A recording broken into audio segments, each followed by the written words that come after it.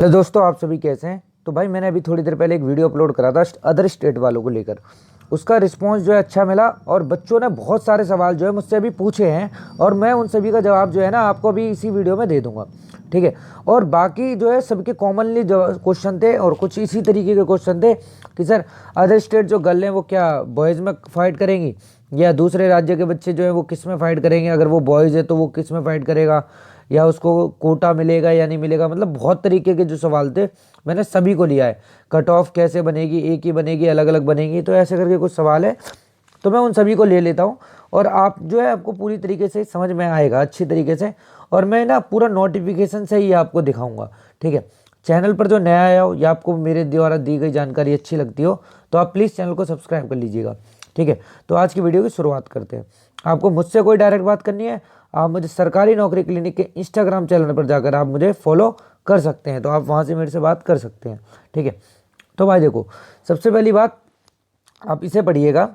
इसमें लिखा है, देखो, अनारक्षित श्रेणी का अभ्यर्थी मानते हुए विचार किया जाएगा ऐसे अभ्यर्थी को उनकी श्रेणी के अंतर्गत आरक्षण का लाभ नहीं दिया जाएगा तथा उनके द्वारा ऑनलाइन लिखित परीक्षा में प्रसामान्यकृत अंक अनारक्षित श्रेणी के कट ऑफ से कम होने की दशा में उन्हें भर्ती प्रक्रिया के अगले चरण में सम्मिलित नहीं किया जाएगा। देखो कि नहीं, अभिलेखों की समीक्षा शारीरिक मानक परीक्षण के समय अन्य पिछड़ा वर्ग, अनुसूचित जाति एवं अनुसूचित जनजाति की महिलाएं यदि उत्तर प्रदेश का मूल निवास प्रस्तुत करने में असमर्थ रहती हैं तो उन्हें महिला वर्ग के अंतर्गत क्षैतिज आरक्षण का लाभ नहीं दिया जाएगा।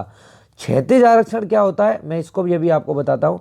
और यदि उनके प्रसामान्यकृत प्राप्तांक अनारक्षित श्रेणी के कट ऑफ या उससे अधिक हैं तभी उन्हें चयन प्रक्रिया के अगले चरण में सम्मिलित होने की अनुमति दी जाएगी।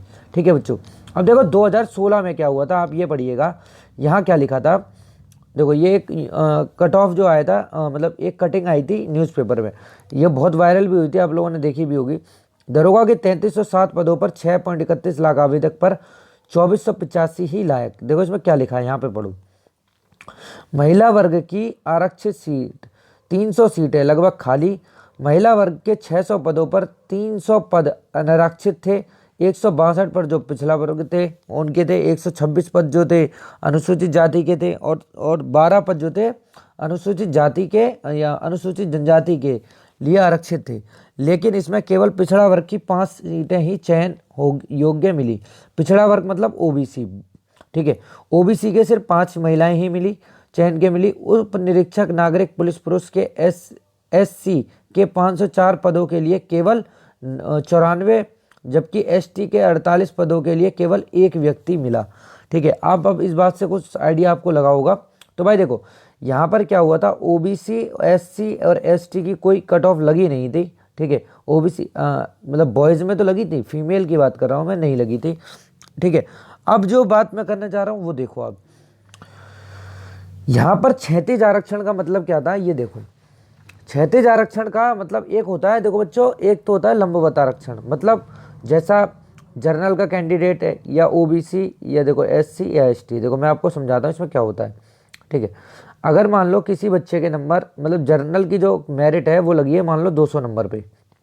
ठीक है। मानने के लिए बोल रहा हूँ मैं, ये आपसे नहीं कह रहा हूँ कि यही लगेगी। मतलब आप इमेजिन करिए, सोचिए कि जर्नल की मेरिट जो है 200 नंबर लगी है। यहाँ पे जर्नल में जिसके 200 नंबर है उसका सिलेक्शन होगा। अब बच्चों क्या है, मान लो कि ओबीसी की जो मेरिट है वो लगी है 180 नंबर पे। ठीक है। 180 नंबर पे लगी है मान लो। अब बच्चों क्या होगा, जिसके नंबर 200 है ना ओबीसी में जिसके नंबर 200 हैं तो वो कहाँ पर फाइट करेगा, जाके जर्नल में फाइट करेगा। कहाँ पर फाइट करेगा, जर्नल में फाइट करेगा। ऐसे ही अगर मान लीजिए एससी में किसी के नंबर 201 है या 200 है तो वो कहाँ जाकर फाइट करेगा, वो डायरेक्ट जाकर एससी में फाइट करेगा, मतलब जर्नल में फाइट करेगा। ऐसा ही एसटी में होता है। ठीक है। ऐसा नहीं था कि पिछली बार जो यहाँ पर बोला गया है कि भाई जो 94 पदों में से मतलब 504 पदों में से सिर्फ 94 दरोगा मिले एससी के। भाई ये एससी के दरोगा, मतलब एससी से लोग तो और भी थे पर उन्होंने कहाँ जाकर फाइट कर ली, जिसके नंबर अच्छे थे वो जर्नल से लग गया जाके। ठीक है। क्योंकि क्षैतिज आरक्षण जो है, अब क्षैतिज आरक्षण क्या था कि भाई क्षैतिज आरक्षण में बोला गया था, देखो यहाँ क्या लिखा गया है, देखो आपको अगर क्षैतिज आरक्षण चाहिए वो मिलेगा किस किस को, स्वतंत्रता संग्राम सेनानी के आश्रित, इनको क्या देना पड़ेगा, अपना आश्रित प्रमाण पत्र प्रारूप देना पड़ेगा। जो जिलाधिकारी द्वारा होना चाहिए। भूतपूर्व सैनिक 5% का आरक्षण मिलेगा। अधिकतम जो आयु सीमा में छूट मिलेगी वो इनको 3 वर्ष मिलेगी। यूनिट डिस्चार्ज प्रमाण पत्र होना चाहिए इन पे जिला सैनिक कल्याण एवं पुनर्वास अधिकारी का। ठीक है, यहाँ महिलाओं को बोला गया है कि आपको जो यूपी का मूल निवास प्राप्त हो मतलब प्रमाण पत्र आपके पास आवश्यक होना चाहिए। अब इससे मतलब क्या है, देखो भाई यहाँ पर क्या है, अगर आपको फीमेल में जो है यहाँ पर सब कैटेगरी बन गई है।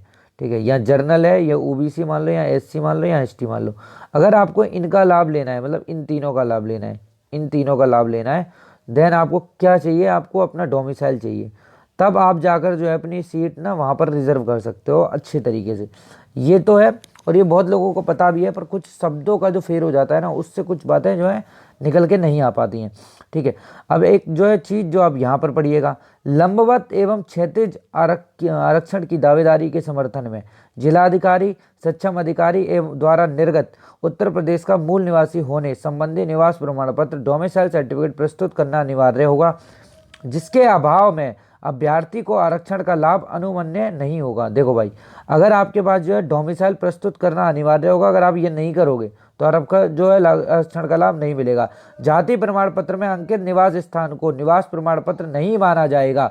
उक्त डोमिसाइल सर्टिफिकेट आवेदन पंजीकरण की अंतिम तिथि या उससे पूर्व निर्गत होने पर भी मान्य होगा। ठीक है भाई, तो ये आप पढ़ लीजिएगा। तो भाई देखो, मेरा यहाँ कहने का मतलब क्या था और वीडियो का मतलब बनाने का क्या था भाई, जो देखो जो पिछली बार की भर्ती थी ना, उसमें जैसा था वही मैंने आपको बताया है। देखो यहाँ पर क्या हुआ था, जो यहाँ पर सभी के लिए एक ही कट ऑफ लगी थी। मेल की जो कट ऑफ थी वो अलग थी, फीमेल की कट ऑफ थी वो अलग थी।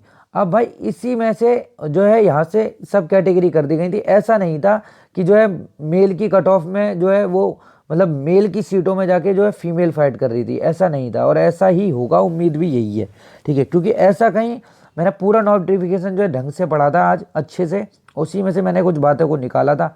ठीक है, आप सभी के कमेंट थे तो मैंने इसी के लिए इतनी जो है मेहनत करी थी। ठीक है, आपको मुझसे कोई डायरेक्ट बात करनी है इस पर कर सकते हो, क्योंकि भाई देखो उसमें कहीं नहीं लिखा था कि जो है अदर स्टेट की जो गर्ल्स होंगी वो जाके मेल की जो कट ऑफ में फाइट करेंगी, और ऐसा पॉसिबिलिटी नहीं है, क्योंकि मेल की सीट जो है पिछली बार वो मेल ने ही भरी थी। ठीक है, तो आप ये गलत सूचनाओं के बारे में ना पढ़ें। ठीक है, गलत सूचनाओं में ना पढ़ें। देखो भाई, क्योंकि यहाँ देखो लिखा हुआ था 3307 पदों के लिए निकली थी, लेकिन भर्ती बोर्ड 2485 मतलब 900 पद के आसपास जो है खाली रहे थे। ठीक है, 822 पद योग्य अभ्यर्थी न मिलने के कारण खाली रह गए। ये सभी पद आरक्षण कोटे के हैं। देखो आरक्षण कोटे के हैं। परीक्षा के लिए 6,30,996 अभ्यर्थियों ने आवेदन किया था। भर्ती बोर्ड के चेयरमैन राजकुमार विश्वकर्मा ने बताया कि चयनित अभ्यर्थी अचयनित अभ्यर्थियों और द्वारा लिखित परीक्षा में असफल द्वारा अभ्यर्थियों को